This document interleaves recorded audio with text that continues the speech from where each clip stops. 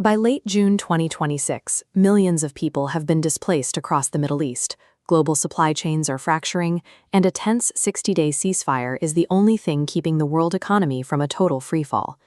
To understand how a targeted military operation devolved into a grueling 110-day regional war, we have to look at the strategic calculations made 4 months earlier. In early February, indirect negotiations in Muscat completely broke down. The diplomatic backchannels meant to resolve disputes over nuclear enrichment and sanction sequencing hit a definitive dead end. Operating under the belief that Tehran was actively expanding its nuclear capabilities, the new U.S. administration, working closely with Israel, abandoned those diplomatic off-ramps. They opted instead for a massive, preemptive military solution. Washington's entire strategy rested on a single premise: that overwhelming, sudden force would cripple the Iranian state and force an immediate capitulation before the conflict could spread across the region. On February 28th, the United States and Israel launched Operation Epic Fury. Over 12 hours, a 900-strike campaign systematically targeted Iran's military and nuclear infrastructure. The strikes also executed a decapitation strategy.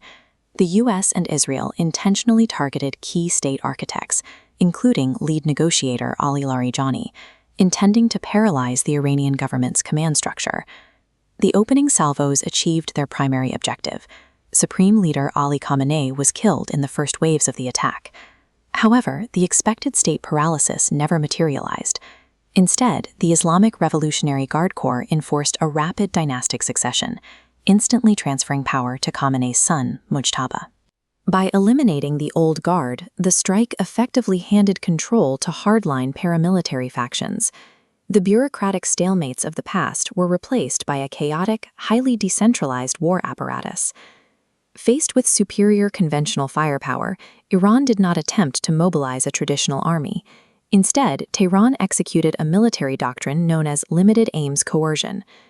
The first step was creating a global energy bottleneck. Iranian forces deployed mines and targeted commercial vessels, immediately shutting down the Strait of Hormuz. Then the conflict expanded.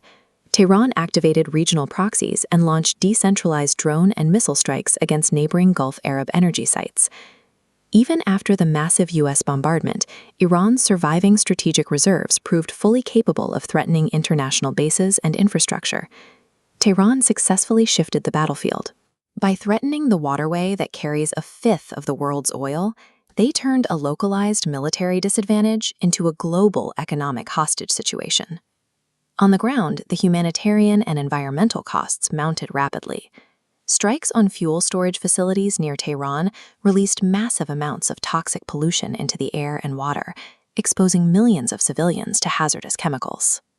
The civilian toll included mass casualty events, such as the bombing of the Minab Girls' School, which killed over 150 students.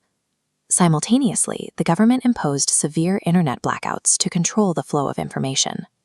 While some opposition groups initially celebrated the strikes against the regime, the prolonged and violent nature of the bombing campaign eventually triggered a powerful rally around the flag effect among the Iranian public.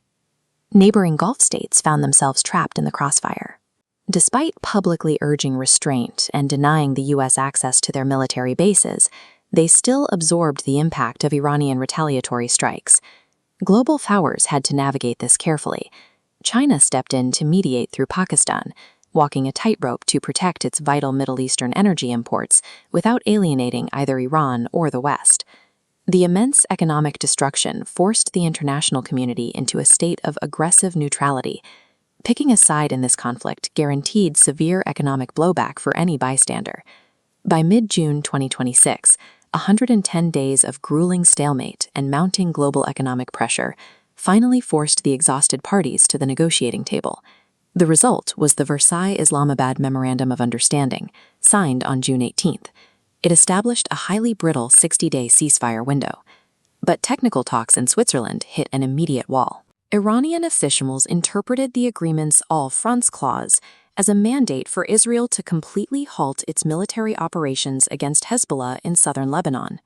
Washington countered with its own hardlines. The U.S. refused to lift its naval blockade or issue sanctions waivers until it could secure verified uranium downblending from Tehran. Lurking beneath these disputes is a fatal structural flaw in the treaty. Israel is not a direct signatory to the memorandum, leaving a massive loophole for regional violence to continue outside the bounds of the agreement. As the 60-day clock ticks down, the reality of the decapitation strike is clear. The operation eliminated a leader, but it left the global energy supply chained to an unsolvable proxy war, ensuring the threat of a wider conflict is higher today than before the first bomb dropped.